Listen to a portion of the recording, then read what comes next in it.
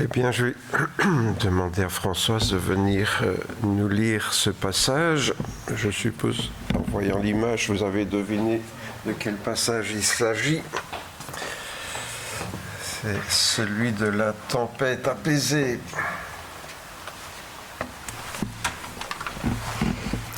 Ce même jour, sur le soir, Jésus leur dit : « Passons sur l'autre rive. » Après avoir renvoyé la foule, ils l'emmenèrent dans la barque où il se trouvait, et il y avait aussi d'autres barques avec lui. Il s'éleva une forte bourrasque, et les vagues se jetaient dans la barque au point qu'elle se remplissait déjà. Et lui, il dormait à la poupe sur le coussin. Ils le réveillèrent et lui dirent : « Maître, tu ne te soucies pas de ce que nous périssons ?» Il se réveilla, menaça le vent et dit à la mer : « Silence, tais-toi !» Le vent cessa et un grand calme se fit. Puis il leur dit : « Pourquoi avez-vous tellement peur ? Comment n'avez-vous pas de foi ?» Ils furent saisis d'une grande crainte et se dirent les uns aux autres : « Quel est donc celui-ci ? Car même le vent et la mer lui obéissent. » Ils arrivèrent sur l'autre rive de la mer, dans le pays des Gérasséniens. Merci.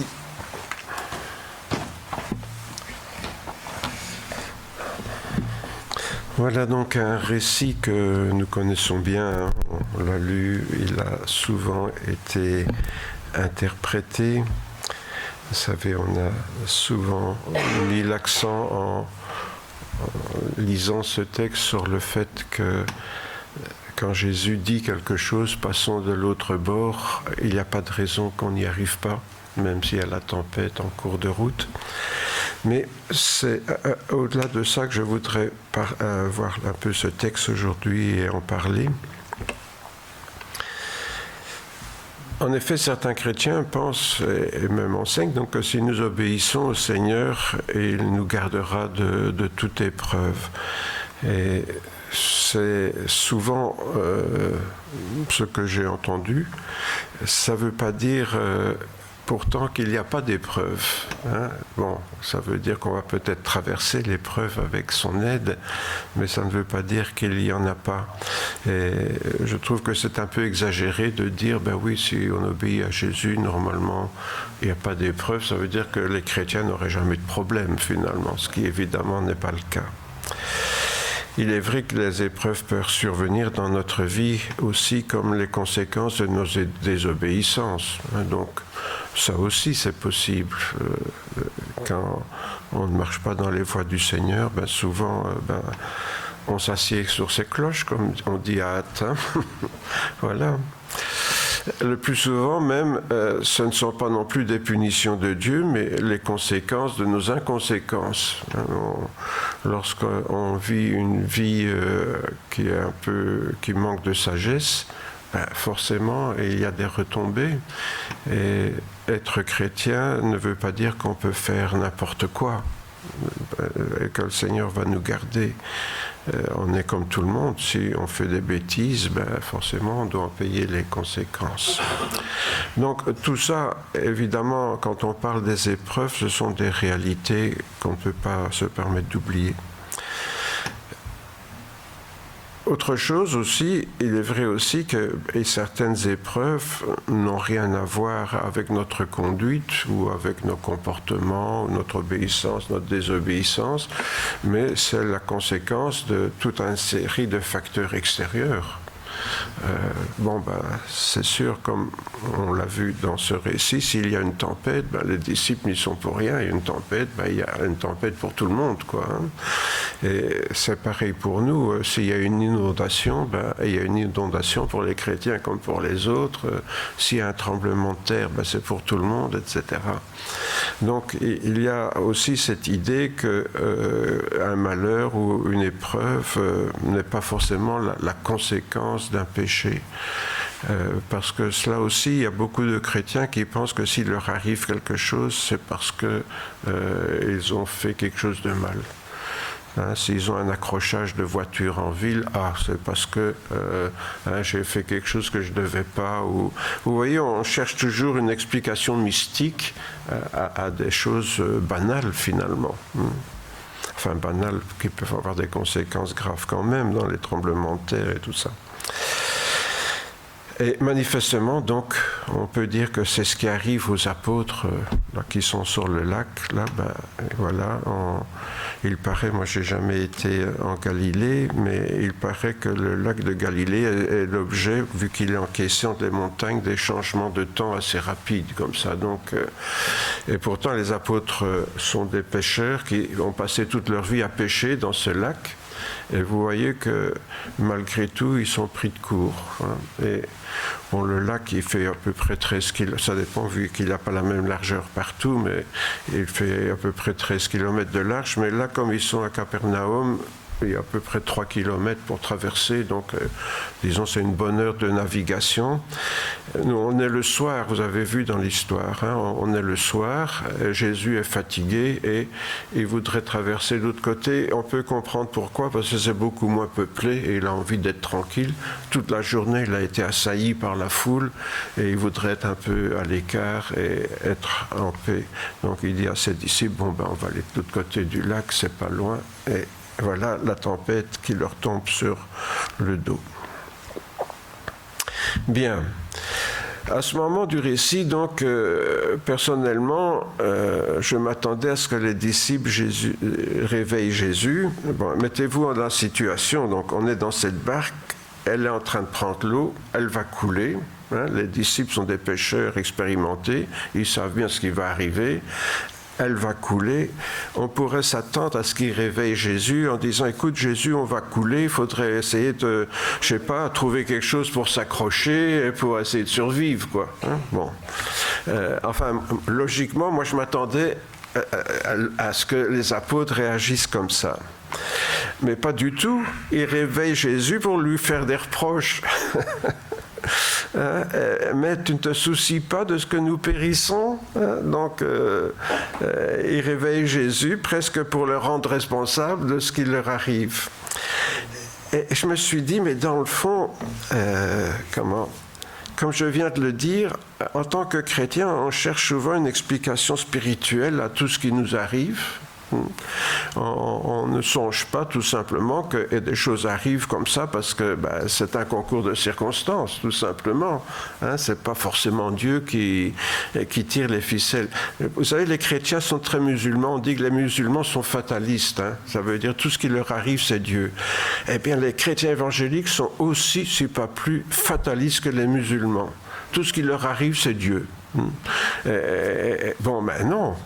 Et il y a des tas de choses qui arrivent comme ça, tout simplement. Bon. Et donc, on dirait que les disciples, ils raisonnent comme ça. Si ça leur arrive, qu'est-ce qui se passe là? Jésus nous envoie une malédiction, on a fait quelque chose de travers, on a dit quelque chose qu'on n'aurait pas dire et Jésus est en colère, ou je ne sais pas. Qu'est-ce qui leur prend de s'en prendre à Jésus comme ça? Quand on est en train de couler, il y a autre chose à faire que s'enguirlander avec un passager, quoi. En fait, c'est lui le passager et c'est eux les spécialistes de la mer, c'est des pêcheurs. Et on pourrait dire, en tant que professionnels, c'est eux qui devraient s'occuper de leurs passagers. C'est pas le passager qui doit faire quelque chose pour leur sauver la mise.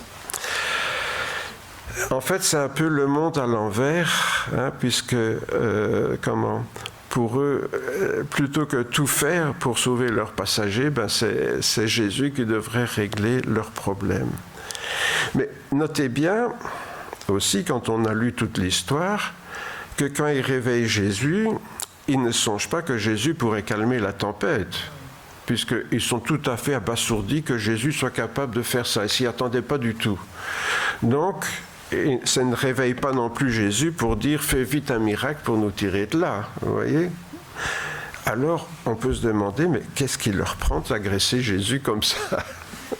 Moi, c'est un petit peu cet aspect-là sur lequel je voulais m'arrêter avec vous ce matin. Vous savez que je cherchais toujours la petite bête. Bon. c'est vrai que Jésus, par exemple, est le Fils de Dieu et qu'il est le Créateur. Quand on voit que Jésus calme la tempête, les disciples sont étonnés. Mais pourtant, ils croient quand même à la divinité de Jésus, ils croient qu'il est le Fils de Dieu, mais ils ont du mal à comprendre malgré tout la puissance de Jésus. Or, l'apôtre Paul nous dit, quand il écrit aux chrétiens de Colosse, « Car en Christ, tout a été créé dans les cieux et sur la terre, ce qui est visible, ce qui est invisible. Tout a été créé par lui et pour lui. Il est avant toute chose et tout subsiste en lui. » Donc voilà Jésus qui est en tant que Christ, hein, bien sûr. Jésus, il est né à Bethléem. Il ne faut pas oublier qu'il y a la double nature toujours chez Jésus. Mais en tant que Fils de Dieu, il a participé à la création du monde. Donc il n'est pas étonnant qu'il ait la puissance d'agir sur les éléments qu'il a créés, hein, comme le vent, la mer, la tempête, tout ça. Mais nous, on le sait après, bien sûr. Hein. C'est facile de croire ça et de comprendre ça quand on le sait après. Pour les disciples, c'était différent. Tout cela, je le sais, mais est-ce que je le crois vraiment ? Vous savez, il y a toujours une différence entre ce qu'on sait et ce qu'on croit. C'est-à-dire, je suis convaincu que Jésus est le Fils de Dieu, mais est-ce que je crois tout ce qui va avec, c'est-à-dire toutes les implications de ce que je crois? Parce que si je crois juste, ah oui, Jésus est le Fils de Dieu, mais bon, il est le Fils de Dieu, ça n'a pas forcément quelque chose à voir avec moi. C'est pas parce que quelqu'un, je le connais, que forcément il y a des implications dans ma vie. Vous voyez. Alors je crois que parfois nous sommes un peu comme ça. Hein, on sait certaines choses parce qu'on les a lues dans la Bible, on le croit, mais on ne réalise pas toutes les implications que ça peut avoir. Il leur dit, pourquoi avez-vous tellement peur? Comment n'avez-vous pas de foi? C'est ça que Jésus leur dit, vous n'avez pas la foi. Pourtant, l'apôtre Pierre va dire, tu es le Christ, le Fils du Dieu vivant. Donc, ils croient vraiment que Jésus est le Fils de Dieu. Mais, vous voyez, ils ne croient pas aux implications. Et c'est ça que j'essaye un peu de vous montrer ce matin. On peut croire qui est Jésus, mais pas forcément les implications que ça peut avoir en pratique. Voilà, il y a une tempête, qu'est-ce que ça change que Jésus soit le Fils de Dieu ou pas? Ben oui, s'il est le Créateur, alors il peut agir sur la tempête. Mais les apôtres n'ont pas fait ce lien entre le fait qu'il est le Fils de Dieu, donc il est créateur de l'univers, donc il peut agir sur la tempête. Quand Jésus le fait, ils n'en reviennent pas. Il dit, qui sait, qu'est-ce qu'il est pour être capable de faire ça? Il ne s'y attendait pas du tout. Autrement dit, je peux croire qui est Jésus sans croire donc ce que cela implique réellement pour moi dans ma vie. Autrement dit, on a une foi qui est comme fractionnée. On croit une partie, mais on ne croit pas tout. Vous voyez, on peut croire quelque chose, mais pas ce qui va avec, quoi.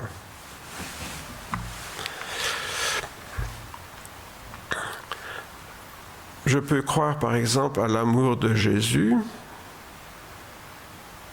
Voilà, je vais dire, oui, Jésus, il est amour. Jésus, il nous aime. Mais en pratique, qu'est-ce que ça veut dire que Jésus m'aime? Vous voyez, c'est ça. Il y a tellement de gens qui disent aimer, puis qu'ils font quand même des choses qui ne sont pas toujours très pleines d'amour. Hein. Est-ce que le fait que Jésus soit amour implique que j'en suis le bénéficiaire de cet amour? Peut-être que Jésus aime un peu tout le monde, mais moi, est-ce qu'il m'aime vraiment? Peut-être que moi, je ne suis pas digne de son amour. Lui, il est amour, mais moi, j'en suis pas digne. Vous voyez, donc Jésus peut être amour, mais je ne peux pas en bénéficier parce que je ne fais pas tout ce qu'il faut pour que Jésus s'occupe de moi, par exemple. Vous voyez, la foi fractionnée comme ça. Beaucoup de chrétiens pensent aussi que Jésus peut faire des grands miracles, Mais la grande question, c'est de savoir s'il veut les faire. Vous voyez ? Jésus peut guérir n'importe qui, mais est-ce qu'il veut le faire pour n'importe qui ? C'est toujours la grande question, ça. Je crois à la puissance de Dieu, mais je ne crois pas forcément à sa volonté de la mettre en œuvre pour moi, ici et maintenant, quand j'ai un problème. Donc c'est un grand point d'interrogation qui reste vraiment sans réponse définitive, parce qu'en fait, on se rend compte en pratique que la réponse n'est pas évidente. Pourquoi est-ce que Dieu va intervenir dans certains cas ou pour certaines personnes et pas dans d'autres cas et pour d'autres personnes ? Et quand on connaît un peu le contexte, on se rend compte que c'est pourtant des gens qui n'ont pas démérité, qui sont vraiment dignes que Jésus fasse quelque chose pour eux. Et pourtant, il ne fait rien.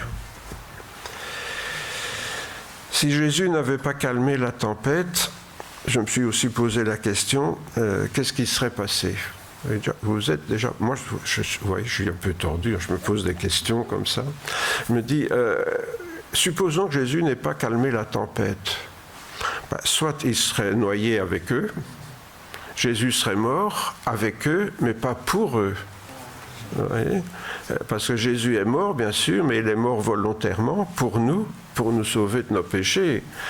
Mais si Jésus était mort là dans la tempête, il serait mort noyé avec ses disciples, mais ça n'aurait rien changé à leur éternité, ni à la nôtre d'ailleurs.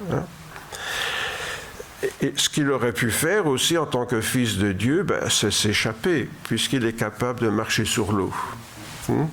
Donc lui, il n'a pas besoin d'avoir une grosse planche pour s'accrocher et pour ne pas se noyer. Il a la capacité de marcher sur l'eau. Jésus se serait échappé, puis eux se seraient noyés. Voilà. Et ils seraient séparés d'eux de cette façon-là. Il ne se serait pas séparé comme il l'a fait quand il est remonté au ciel, il se serait séparé d'eux à ce moment-là. Et tout le reste ne serait pas arrivé sans doute. Donc on se rend compte finalement que cette tempête apaisée, elle ne joue pas seulement sur le fait que Jésus a fait un miracle pour sauver ses disciples, mais en fait, cette tempête apaisée, elle a été déterminante, je dirais, pour toute l'histoire du christianisme, finalement, pour ses disciples, mais aussi pour nous. Parce que rien de ce qui a fait notre salut ne serait arrivé. Voyez ?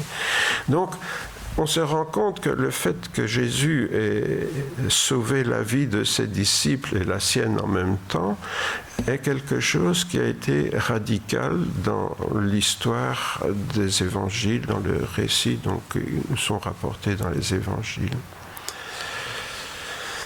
La première conséquence, bien sûr, c'est qu'il n'est pas séparé de ses disciples. Nous savons qu'un jour, il va être séparé puisqu'il va remonter au ciel, mais là, tout rentre dans un plan de Dieu qui avait prévu que Jésus remonte au ciel, mais aussi d'envoyer le Saint-Esprit pour le remplacer auprès de nous. Et même Jésus, vous vous rappelez, a dit, il est avantageux que je m'en aille parce que Jésus était avec eux, mais avec le Saint-Esprit, il va habiter en nous, dans notre cœur, dans notre vie. Mais donc, le fait que Jésus donc, soit resté, ne soit pas séparé de ses disciples à ce moment-là, est sans doute un élément important donc pour la suite des événements dans les évangiles, mais aussi pour nous aujourd'hui. Et je me suis posé la question, alors, mais qu'est-ce qu'il y a de pire ou plus grave que d'être séparé de Jésus ?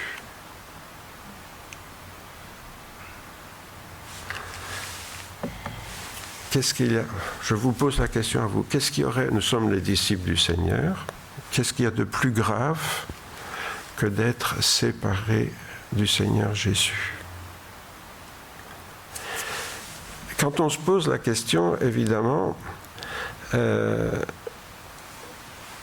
montre dans ce récit, on voit qu'être séparé de Jésus, Dieu a mis toute sa puissance en œuvre pour que ça n'arrive pas. Je viens de le dire, c'est vraiment la puissance du Dieu créateur, du Dieu qui a créé le monde, qui a créé l'univers, qui est capable d'intervenir pour aller contre le courant des choses. En parenthèse, je vous rappelle ça, qu'un miracle, c'est quoi? C'est quand les lois de l'univers ne sont plus respectées. C'est ça, tout simplement, un miracle. S'il fallait donner la définition d'un miracle, c'est quoi? C'est quand les lois de l'univers sont mises en suspens. Ça veut dire que là, il y a une intervention du Dieu créateur qui est le seul à pouvoir intervenir sur les lois de l'univers, puisque c'est lui qui a créé les lois de l'univers. Ces lois, d'ailleurs, que même la science aujourd'hui reconnaît qu'elles devaient exister avant la création du monde pour que le monde existe et soit en équilibre comme il est aujourd'hui. Donc, c'est ça un miracle, c'est quand ces lois ne fonctionnent plus, enfin, ou fonctionnent à notre avantage, à contre-courant. Mais dire que ce qui fait intervenir Dieu, c'est d'éviter que nous soyons séparés du Seigneur, et que c'est la chose la plus importante, c'est pas forcément ce que j'ai envie d'entendre, hein, parce que alors ça veut dire que être séparé de Jésus, c'est plus grave qu'un ouragan, qu'un tremblement de terre, qu'un tsunami, tout ce qui peut arriver. Or nous, quand on se dit mais quelles sont les catastrophes les plus graves, je sais pas moi, la reprise de l'Ebola en Afrique par exemple, hein, des milliers de morts avec cette épidémie là, qu'est-ce qui peut être plus grave que ça, hein, des femmes, des enfants, des innocents qui meurent avec cette horrible maladie, des guerres comme en Ukraine, comme au Liban actuellement, comme en Iran, etc. Qu'est-ce qu'il y a de pire que ça, vous voyez? Eh bien, on se rend compte que Dieu intervient quand ses disciples risquent d'être séparés de Jésus. Ça nous interpelle quand même sur l'importance de cette union avec le Seigneur Jésus. À ce propos, je me suis rappelé un passage que nous connaissons tous, hein, et que je voudrais relire avec vous. C'est un passage que je lisais souvent au moment de la Sainte Seine. Le Christ Jésus, c'est dans l'Épître aux Romains, au chapitre 8. Le Christ Jésus est celui qui est mort, bien plus. Il est ressuscité, il est à la droite de Dieu et il intercède pour nous. Qui nous séparera de l'amour du Christ? Voilà la question que je tourne autour depuis le début, là, hein? La séparation de l'amour de Jésus. Qui nous séparera de l'amour du Christ? Sera-ce la tribulation, ou l'angoisse, ou la persécution, ou la faim, ou le dénuement, ou le péril, ou l'épée?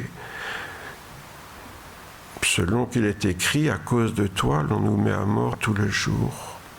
On nous considère comme des brebis qu'on égorge. Mais dans toutes ces choses, nous sommes plus que vainqueurs par celui qui nous a aimés. Car je suis persuadé que ni la mort, ni la vie, ni aucune créature ne pourra nous séparer de l'amour de Dieu en Christ Jésus, notre Seigneur. Alors, soyons bien attentifs à ce que nous venons de lire. Pourquoi ? Dans ce texte, l'apôtre Paul considère toutes sortes de malheurs qui peuvent arriver aux croyants. En plus, ce n'est pas des malheurs qui sont dus à des circonstances malheureuses. Hein, je disais tout à l'heure, une tempête, un ouragan, un tsunami, un tremblement de terre, tout ça, c'est des circonstances malheureuses qui peuvent arriver n'importe où sur la terre. Mais ici, l'apôtre Paul parle de gens qui passent par toutes sortes d'épreuves parce qu'ils sont chrétiens. C'est à cause de leur foi que tout ça leur arrive, qu'ils sont considérés comme des brebis pour la boucherie. Oui. Donc voilà des tas de malheurs qui arrivent à tous ces gens parce qu'ils ont la foi. Heureusement, l'apôtre rappelle que dans toutes ces choses, les croyants sont plus que vainqueurs par celui qui les a aimés. Et Jésus les a aimés au point de donner sa vie pour eux. Donc il ne pouvait pas nous aimer plus que ça. Et donc, dans toutes ces choses, tous ces malheurs que l'apôtre Paul vient de relever, on est plus que vainqueur. Ben, c'est formidable alors, parce que Dieu va nous délivrer de tous ces malheurs. Oui? Ben, pas du tout. Pas du tout. Qu'est-ce qui va se passer? La seule assurance que nous avons face à tous ces malheurs, c'est de ne jamais être séparés de Dieu. Alors, c'est quoi la victoire, là? Parce qu'encore une fois, combien de fois j'ai entendu prendre ce passage pour dire qu'on a la victoire en Jésus-Christ sur tout ce qui nous arrive. Ça veut dire que les malheurs, le Seigneur va nous délivrer. C'est pas ça du tout que l'apôtre Paul dit, pas du tout.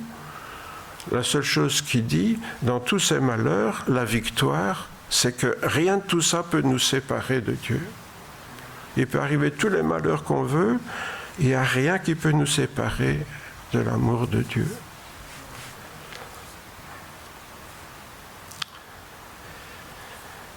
Ça me fait songer à des gens qui ont passé par des moments difficiles, et notamment à des couples qui ont vécu des choses difficiles et qui peuvent dire, bon, ça a été dur, mais on a toujours été à deux. On a toujours été à deux. Et finalement, ça nous a renforcés dans notre amour, et c'est ça qu'on retient. C'est exactement ce que l'apôtre Paul est en train de dire, mais non pas dans un couple de gens qui s'aiment, mais oui, enfin on peut le dire, dans un couple de gens qui s'aiment, si on considère que c'est mon amour pour le Seigneur et l'amour du Seigneur pour moi. Vous voyez ? Mais est-ce que nous sommes capables de raisonner dans notre vie spirituelle comme nous le faisons dans notre vie de couple? Par exemple, si on a un couple heureux, évidemment, si on n'a pas un couple heureux, tout ce que je viens de dire, c'est plutôt un contre-exemple. Mais si on a un couple heureux et qu'on a traversé les épreuves ensemble, et qu'on sait ce que c'est que s'aimer et de pouvoir s'épauler dans les moments difficiles, c'est exactement ce que l'apôtre Paul est en train de nous dire. Il peut arriver n'importe quoi si on reste unis au Seigneur. C'est ça qui est l'essentiel, parce que ça va renforcer notre amour. Et la victoire dans tout ça, c'est que ça ne nous sépare pas.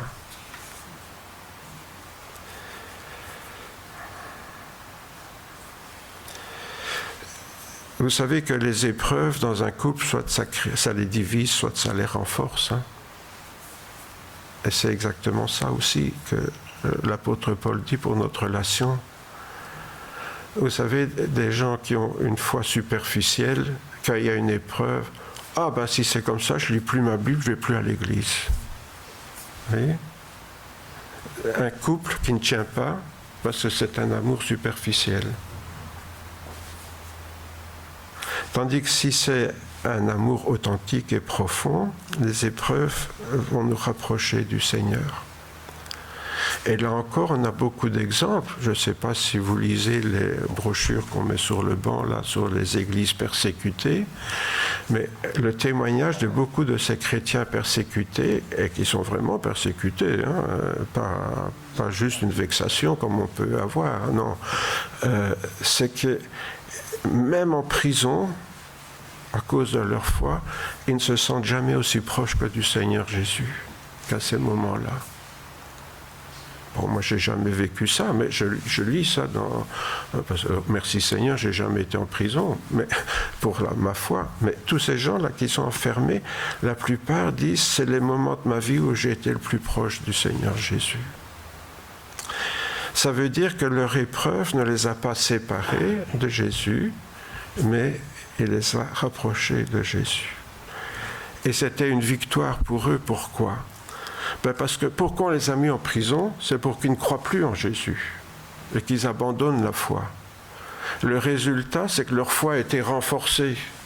Donc c'est vraiment une victoire, puisque le but de l'adversaire, c'était qu'ils se séparent de Jésus et que le résultat de la persécution, c'est que ça les a rapprochés du Seigneur Jésus. Donc, c'est ça la victoire. Et c'est ça que l'apôtre Paul essaye de nous dire. Mais alors je me dis, si ça marche pour des gens qui passent par des persécutions graves, pourquoi est-ce que ça ne marche pas pour nous autres avec les petits problèmes de la vie quotidienne ? On est tellement fragile dans notre foi, la moindre contrariété, on est là à crier au secours au Seigneur. Et qu'est-ce que tu fais ?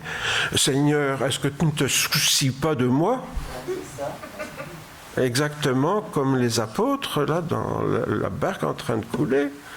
Seigneur, est-ce que tu ne te soucies pas de mes problèmes, là ? Et Jésus, il ne dit rien.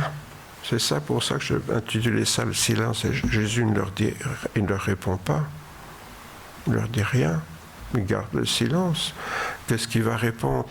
Leur dire, mais mes amis, si cela arrive, c'est pour qu'on soit plus soudés, plus unis, que vous ayez vraiment confiance en moi et dans mon amour. Mais si Jésus leur avait dit ça, ils auraient dit, oui, mais ça, c'est bien gentil, Seigneur, mais on est en train de couler. Vous voyez ? Ils n'auraient pas voulu l'entendre. Et je crois que nous, on est comme ça. Il y a des choses qu'on ne veut pas entendre. On ne veut pas entendre. Parce que ce n'est pas ça qu'on veut entendre. Vous voyez, quand on prie souvent, on veut une réponse précise, mais pas forcément celle du Seigneur. Donc si Dieu ne nous promet rien d'autre pour des malheurs qui sont imputables à notre foi en Jésus, lorsqu'on vient de lire, forcément, il ne va pas promettre autre chose quand c'est des problèmes qui sont liés au hasard des circonstances. Voyez. Évidemment, ce n'est pas ce que beaucoup retiennent et beaucoup inversent l'importance. Pourquoi ? Parce que pour nous, finalement, la relation avec Jésus, quelle est sa place ? Est-ce que c'est la chose la plus importante dans notre vie ou pas ? Je l'ai dit, pour un couple, le plus important dans l'épreuve, c'est que ces épreuves les gardent unis et peut-être renforcent leur union. Mais dans notre relation avec le Seigneur, quelle est la place que nous accordons à notre relation avec Jésus ? Est-ce que c'est vraiment la chose la plus importante pour nous ? Mais vraiment la plus importante, ou à quelle place on la met ? Vous voyez ? Dans l'ordre des urgences. Quelle est la place qu'on va donner à cela ? Bon, et je fais allusion à un paradoxe qui est bien connu. Nos grands-parents nous l'ont dit, nos parents nous l'ont confirmé. C'est quand il y a des guerres que les églises se remplissent, et puis quand la guerre est finie, les églises se vident. C'est un phénomène bien connu dans nos régions ici d'Europe. Et c'est là qu'on voit peut-être quelle est la place que l'on donne à notre relation avec Jésus.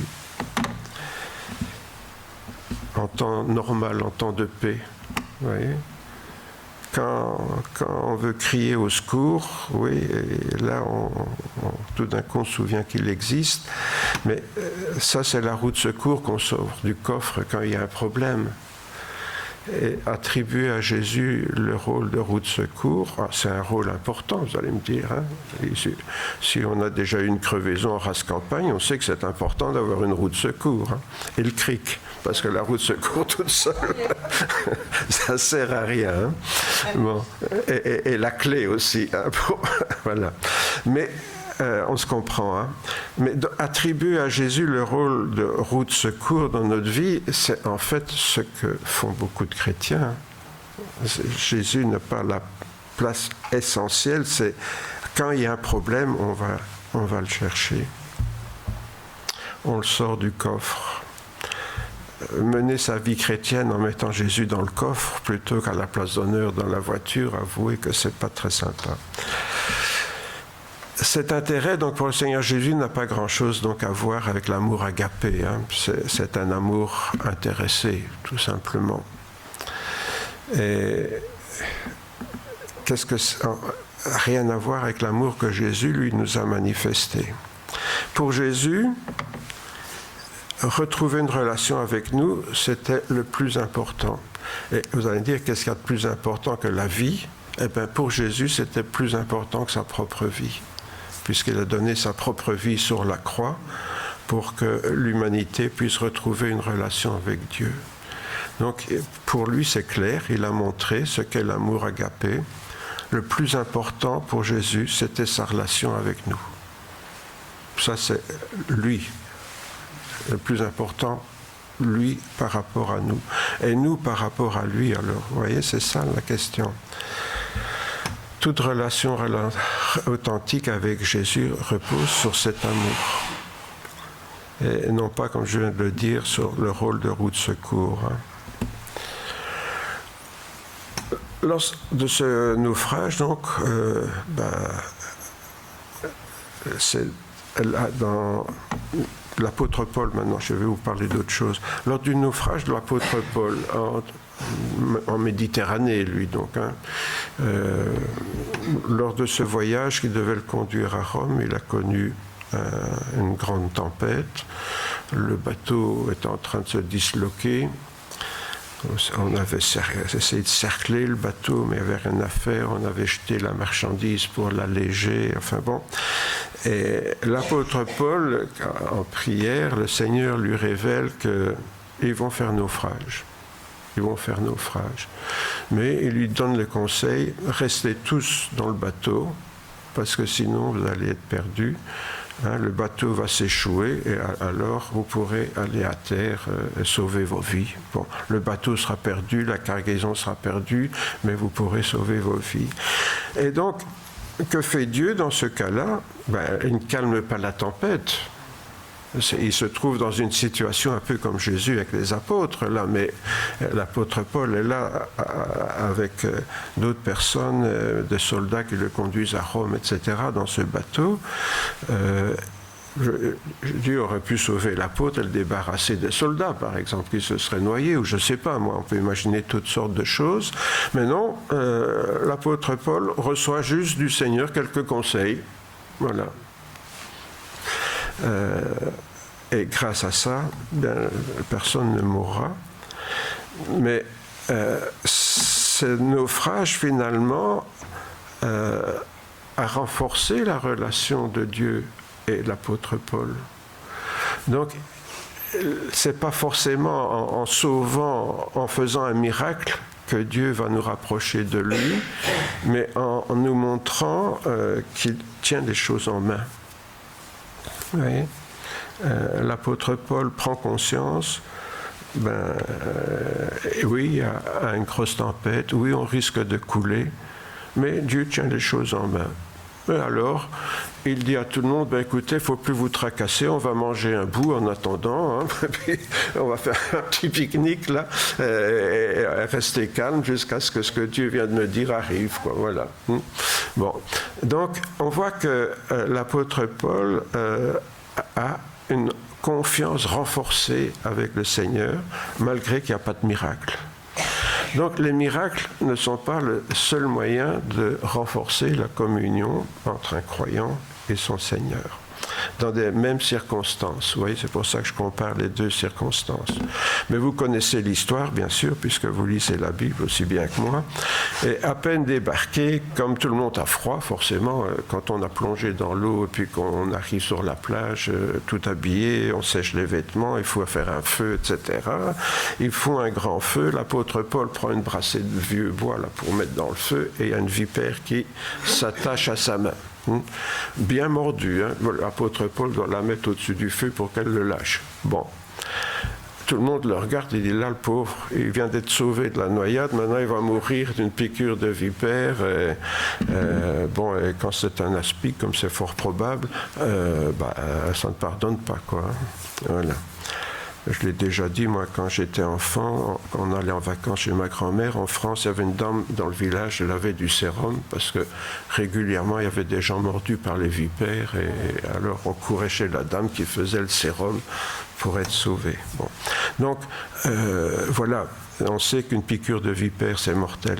Donc, tout le monde le regarde, mais il n'y a rien qui se passe. Alors il se dit, c'est pas possible, cet homme-là c'est un dieu. En fait,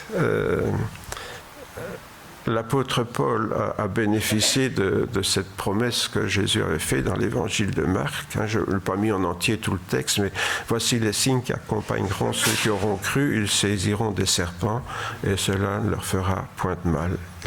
Ils imposeront les mains aux malades et ceux-ci seront guéris, etc. Donc il y a toute cette promesse-là du Seigneur. Donc l'apôtre Paul a fait l'expérience justement d'une morsure de serpent venimeux et de ne pas avoir de mal, même pas de malaise, rien du tout.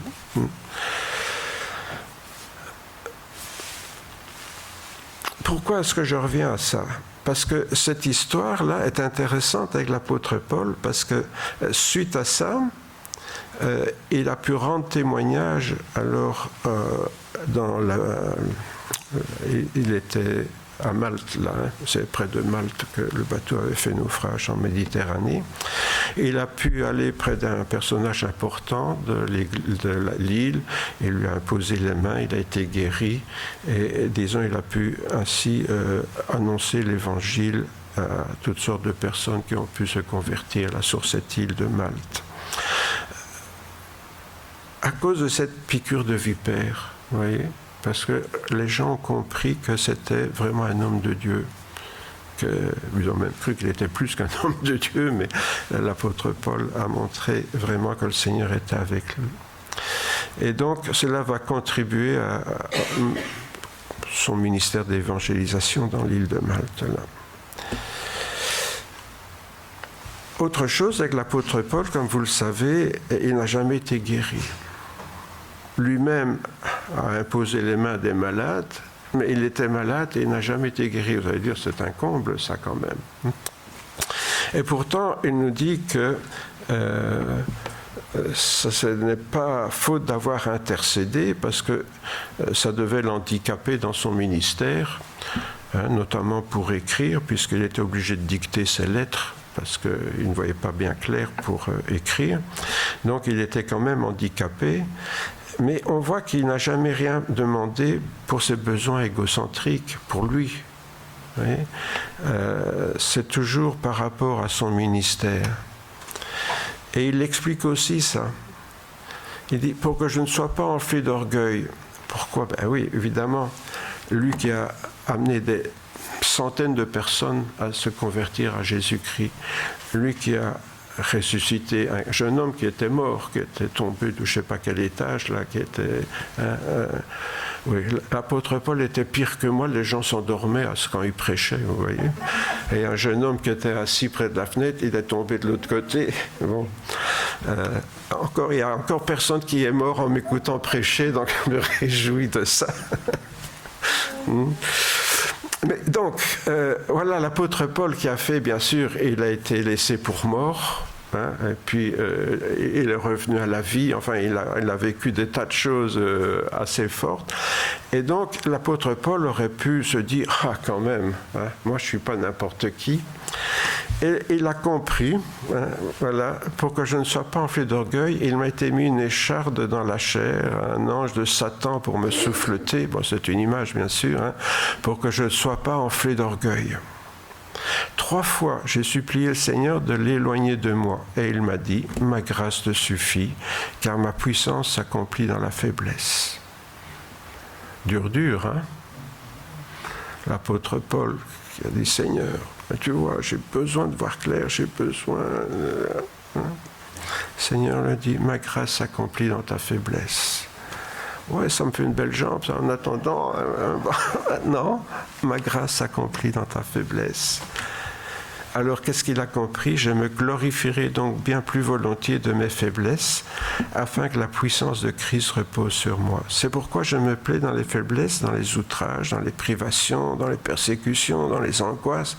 Pour Christ, en effet, quand je suis faible, c'est alors que je suis fort. L'apôtre Paul a compris que Dieu n'est pas sourd. Mais ici, il nous donne une explication des silences du Seigneur. Le Seigneur nous a choisis pour agir en son nom. On en parlait encore à la réunion de prière et à l'étude biblique aussi, récemment. le Seigneur pourrait très bien se passer de nous.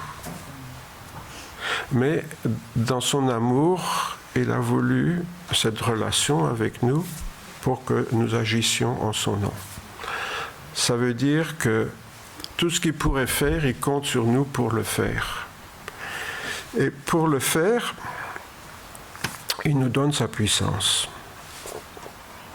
pour agir en son nom. Bien sûr, puisqu'on ne saurait pas le faire par nous-mêmes, avec notre propre force. Le danger, évidemment, c'est qu'on a tendance à croire, quand on arrive à faire quelque chose, vous savez, la puissance de Dieu en nous, on ne la voit pas, hein? La puissance de Dieu en moi. C'est moi qui fais quelque chose. Alors, si je suis un peu honnête, je vais avoir l'humilité de dire non, j'ai fait ça, mais c'est pas moi. Je suis un instrument entre les mains de Dieu. Je suis le bras de Dieu. Je suis comme la main de Dieu qui agit, mais c'est pas moi, c'est le Seigneur. Mais pour ça, il ne faut pas être enflé d'orgueil. Hein? Et il faut avoir l'humilité de dire non, c'est pas moi, c'est le Seigneur. Hein? Bien sûr, quand on guérit quelqu'un, c'est facile de dire « oui, c'est pas moi, c'est le Seigneur », d'accord. Mais quand on rend service à la voisine, c'est moi qui rends service à la voisine, c'est pas le Seigneur. Ah, c'est pas le Seigneur? Voilà la question. Oui. Quand on fait ces petites choses qui ne sont pas des grands miracles, mais que le Seigneur nous pousse à faire par amour, parce qu'il a mis son amour dans notre cœur, c'est lui qui le fait à travers nous. Nous, on est ses bras, on est ses mains, on est ses pieds, mais c'est lui qui fait. Ouais.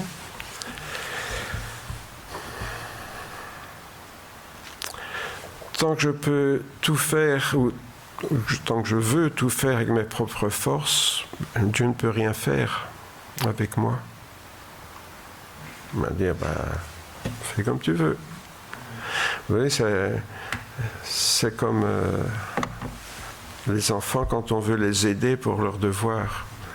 Ils vous disent, non, ça va, je sais bien. Nous, on sait bien qu'ils ne savent pas, mais hein, je sais bien. Pourquoi?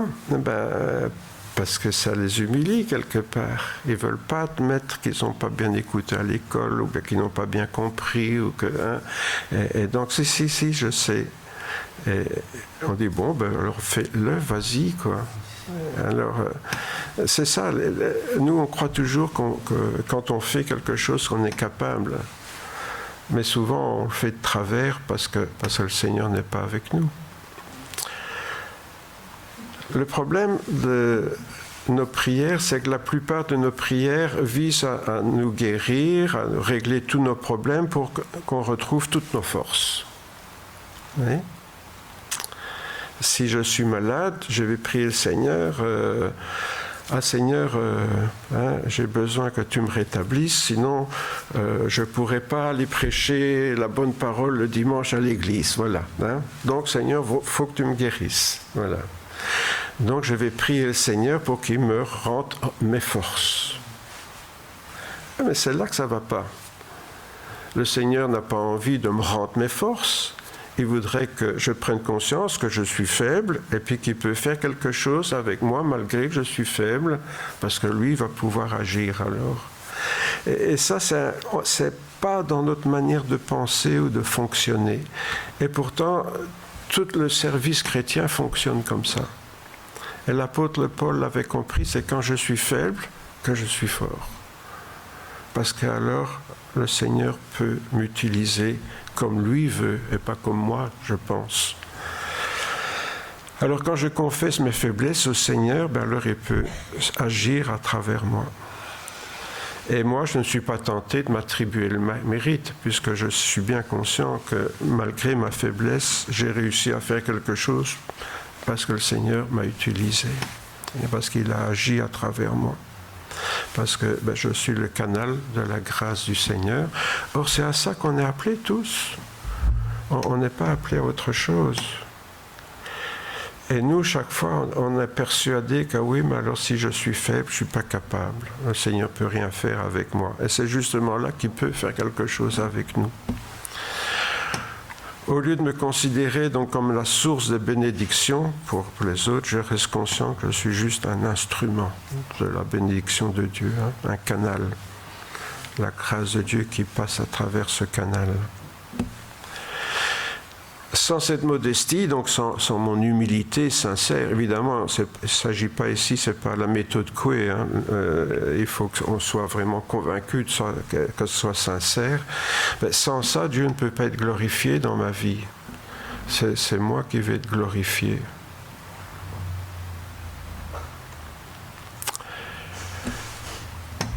Il faut dire qu'on a toujours la tendance à tirer la couverture à soi, et donc à travailler, prier à nos propres besoins, en oubliant qu'on est simplement des collaborateurs avec Dieu. Mais nos prières, généralement, elles sont quand même souvent très égocentriques, parce que nos priorités, c'est quand même souvent nous-mêmes dans nos prières, parce qu'on n'aime pas de se sentir en état de faiblesse.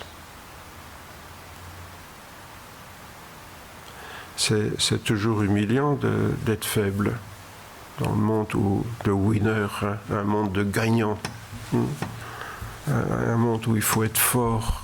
C'est pas facile d'accepter nos faiblesses, et pourtant c'est à travers ces faiblesses que le Seigneur va agir.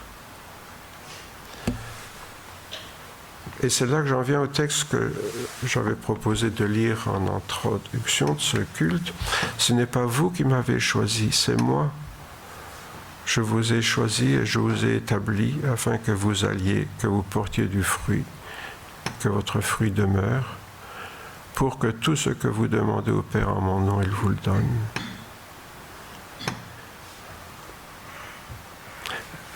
Relisons ça calmement. Ce n'est pas vous qui m'avez choisi, c'est moi qui vous ai choisi. Et je vous ai établi. Donc, il nous choisit, c'est l'élection. Il nous établit, c'est la vocation. C'est la prédestination. Vous savez, on mélange souvent les deux. L'élection, c'est Dieu qui nous choisit. Et la prédestination, c'est pourquoi il nous a choisis pour faire ceci ou cela. Il nous a établis. Pourquoi ? Pour qu'on aille, qu'on porte du fruit. Et que ce fruit, il demeure. Et pourquoi tout ça ? Pour que tout ce que vous demandez au Père en mon nom, il vous le donne. Alors, qu'est-ce qu'on va demander au Père en son nom, d'après ça ? C'est de porter du fruit, C'est qu'il nous donne tout ce qu'il faut pour porter du fruit. Est-ce que tout ce que je demande à Jésus, à Dieu, au nom du Seigneur Jésus, je le demande pour le service, pour mon service? Tout, tout ce que vous demanderez au Père en mon nom, il vous le donnera. Combien de fois on prend juste ce qui nous arrange, la fin de la phrase, là, ici, oui, tout ce qu'on demande au nom du Seigneur Jésus nous le donnera. Oui, Seigneur, voilà, tu sais, j'ai une fin de mois difficile. Là, si je pouvais avoir un petit arriéré là, qui me tombe sur mon compte en banque, ça ferait du bien. Ou, tu vois, je suis malade. Ou ma femme est malade, elle ne sait plus faire le ménage. Ça serait quand même bien que tu la guérisses. Et puis, voilà. Donc, vous voyez, toutes ces choses qu'on demande qui sont égocentriques finalement, en quoi elles contribuent à porter du fruit pour le Seigneur. Il serait difficile d'être plus clair pourtant. La principale fonction de nos prières, c'est l'efficacité de notre travail. Bon, ça ne veut pas dire qu'on ne doit rien demander d'autre au Seigneur, mais c'est quand même toujours la finalité, c'est ça, quoi. Il ne faut donc pas s'étonner du silence de Dieu quand nous voulons nous servir de lui, plutôt que de le servir lui, quoi. Qu'est-ce qu'il fait, Dieu ? Il se tait. Il se tait pourquoi ? Parce qu'on n'est pas capable d'entendre ce qu'il veut nous dire. Vous savez, parfois,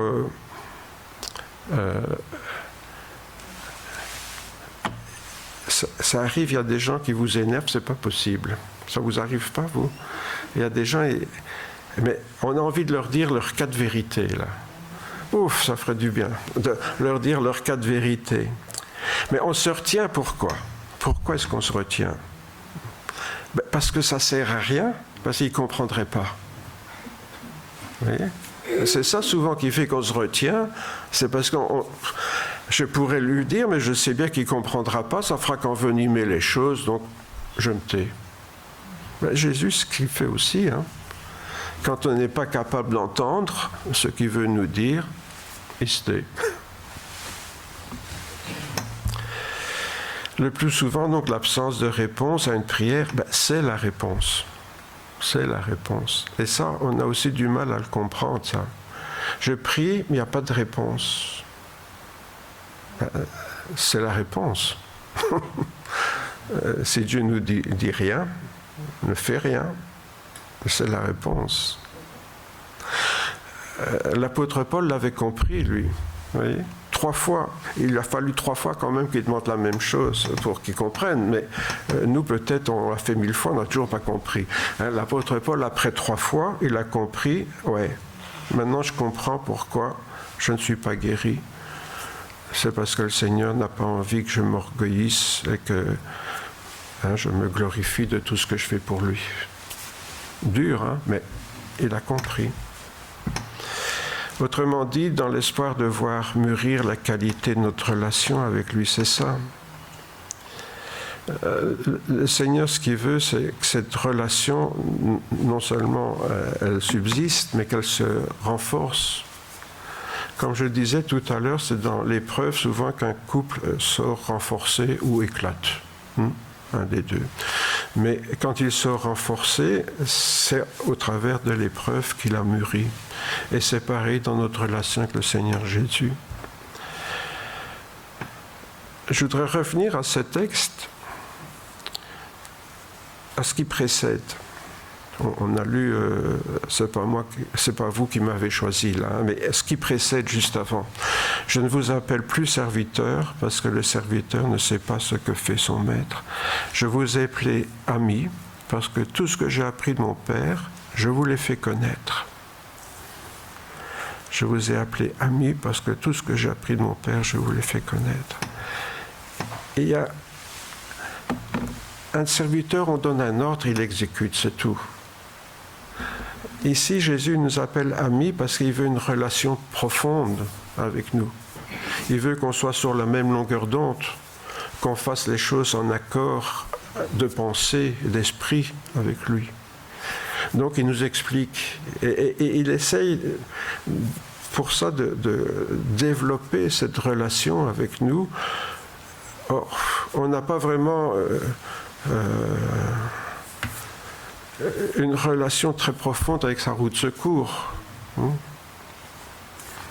Alors, en partant, là, il y a un monsieur qui était devant l'église, là, et qui était tout content de nous parler de sa nouvelle voiture. Wow, alors, c'est un vrai cockpit d'avion. J'ai pas encore découvert il y a plein de trucs que j'ai pas encore tout découvert, tellement il y a de l'électronique. Et, il était émerveillé. Mais il nous a pas parlé de sa roue de secours, hein. Vous voyez, cette relation avec sa nouvelle voiture, vous savez, les hommes sont comme ça, là, ils caressent leur voiture, ils la simonisent, etc. Et finalement, ils caressent plus leur voiture que leur épouse. Bon, mais voilà. Mais c'est comme ça.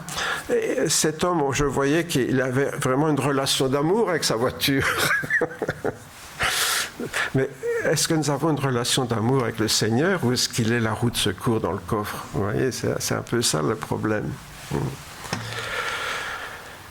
Vraiment une relation où on apprend à se connaître, à se comprendre, comme cet homme, hein, il n'avait pas encore compris toutes les fonctions de sa voiture, tout ça là.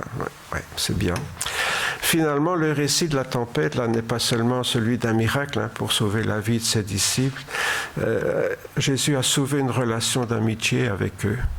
Voilà ce que Jésus a sauvé. Une relation qui voulait durable une relation d'amour profonde avec ses disciples. C'est ça qui l'a sauvé. Lui, il aurait pu se sauver sans les laisser là. Mais il voulait aller jusqu'au bout de son ministère.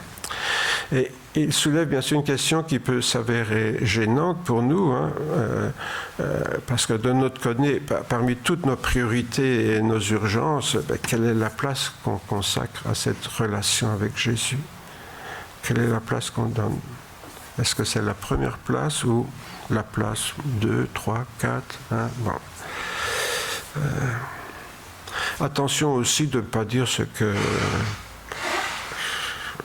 Parce que ce que je suis en train de dire, ça peut donner lieu, je fais une parenthèse là, à des âneries pas possibles.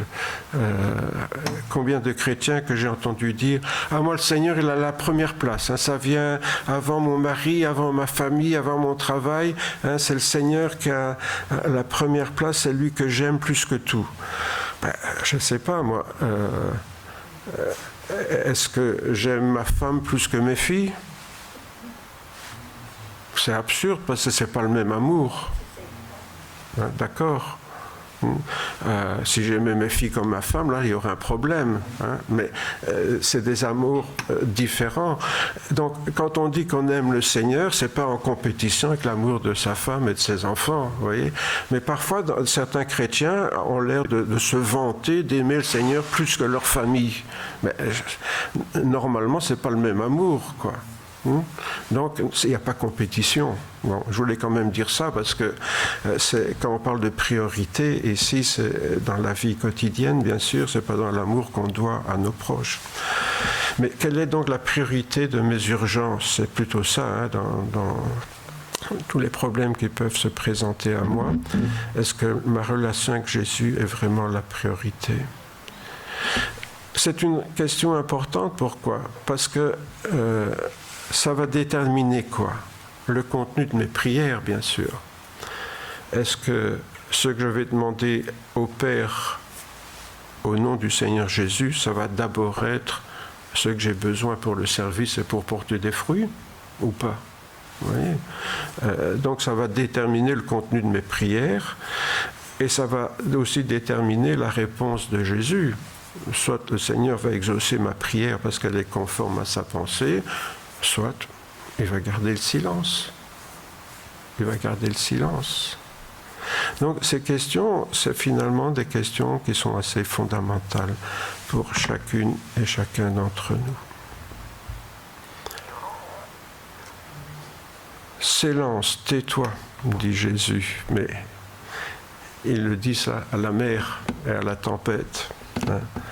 Nous avons un Seigneur qui est aussi le Dieu créateur.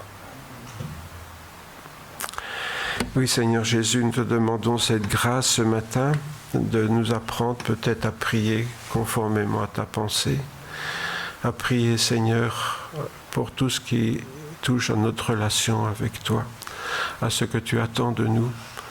Tu nous as choisis, Seigneur, ce n'est pas nous qui t'avons choisi, c'est toi qui es venu nous chercher, c'est toi qui veux nous établir pour porter du fruit pour toi, Seigneur. Et nous serons des instruments de ta grâce auprès du monde où tu nous envoies. Tu nous établis, Seigneur, dans un monde de haine, de méchanceté, qui suit des principes de gloire, de gloriole personnelle, d'égocentrisme, d'orgueil. Tu vois, cet orgueil, c'est qui empêche les gens de s'humilier, de reconnaître qu'ils ont besoin de toi pour leur salut, qu'ils veulent se sauver tout seuls. Oui, Seigneur, nous vivons dans un monde où tout est contraire à l'Évangile. Et nous te demandons, Seigneur, la grâce d'aller vers ce monde et de pouvoir être des témoins de toi dans ce monde. Merci, Seigneur Jésus, parce que nous sommes indignes, nous sommes faibles. Tu nous as choisis, Seigneur, pourtant, parce que tu voulais nous utiliser avec nos faiblesses, avec nos manquements, avec nos lacunes.